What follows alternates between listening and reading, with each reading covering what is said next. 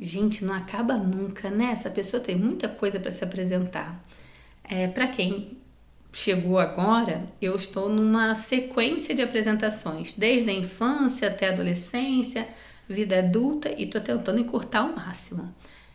E agora eu vou falar da minha trajetória na inclusão. Bem, como eu falei para vocês, eu era uma menina chata e eu sempre fui muito excluída de tudo. Muitas vezes eu não era excluída nem por outras pessoas, eu me excluía das situações. Em 2022 eu passei por uma situação de trabalho muito complicada, muito difícil, e aí eu me percebi que eu tava muito, tudo para mim era muito intenso, muito complicado.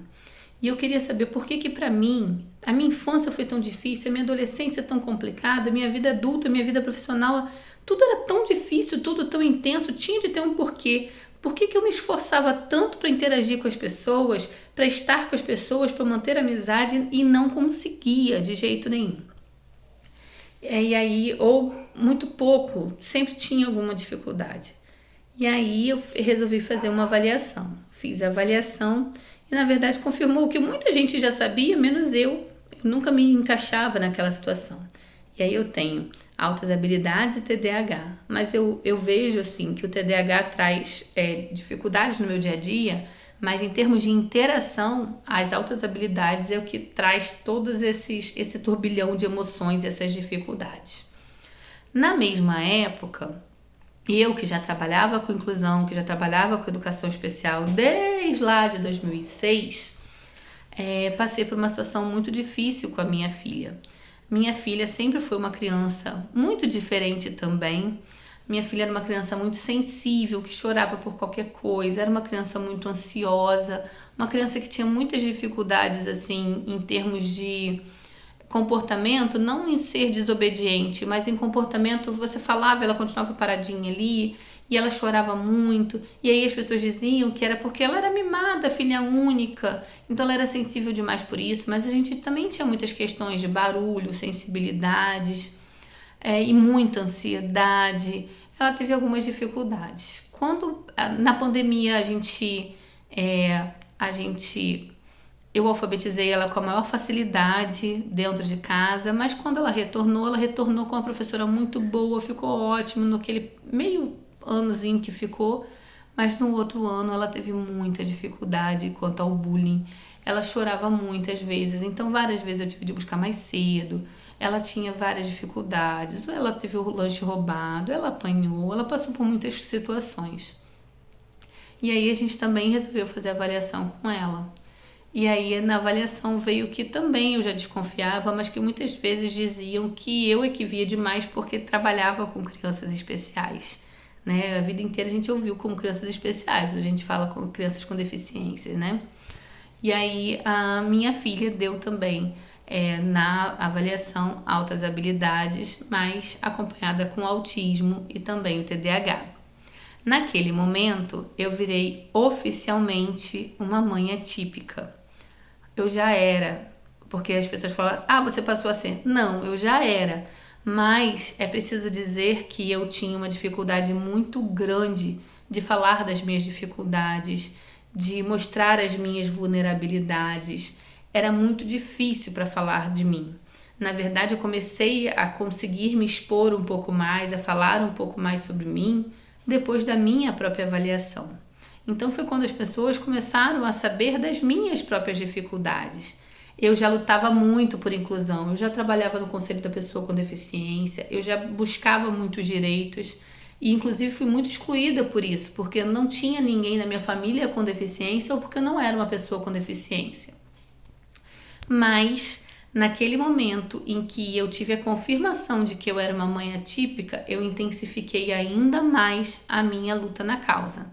Então, hoje eu me considero uma ativista mesmo, né? E aí as pessoas não entendem tanto. Acham que é um ataque pessoal, talvez, né? Mas a minha luta é por inclusão. Não é briga com ninguém, nem por ninguém, sinceramente. Nem estou muito preocupada com isso. E aí eu que já brigava muito por inclusão, principalmente para os filhos dos outros, passei a buscar os direitos da minha filha. de uma forma tranquila até, mas com muitas dificuldades também, né? E aí a gente trocou de escola, depois passamos por outra escola. Então minha filha, que tem 10 anos hoje, já trocou de escola 4 vezes. E aí esse processo de inclusão, né, que a gente tanto busca, que a gente procura, infelizmente ainda não acontece na velocidade que a gente quer. Então eu comecei a intensificar também a minha luta por fazer a informação ser disseminada. Eu que já tinha as redes sociais atuantes, mas eu tinha muitas redes sociais com aquela coisa de o que as pessoas dizem que é importante que eu faça e que é importante que eu diga. Muito na questão da orientação, para trabalhar as palestras que eu dava e tudo. Em algum momento eu rompi com isso e falei, não quero mais. Agora eu posto o que eu quero, quando eu quero e quando eu posso. E por alguma razão, não sei dizer, as coisas foram crescendo e evoluindo.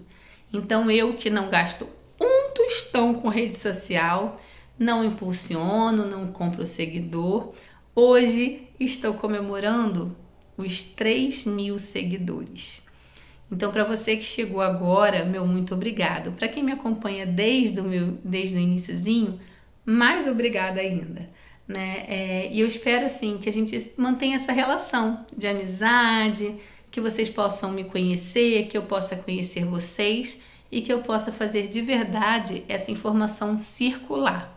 A minha intenção é sempre essa, buscar trazer mais informações. Eu ganho um tostão com as redes, mas eu ganho em troca de experiência, eu ganho conhecendo pessoas incríveis que a gente vai conversando, que a gente vai falando, e eu ganho de verdade quando vocês me mandam mensagem e falam, por causa daquela sua postagem, eu conheci o canabidiol.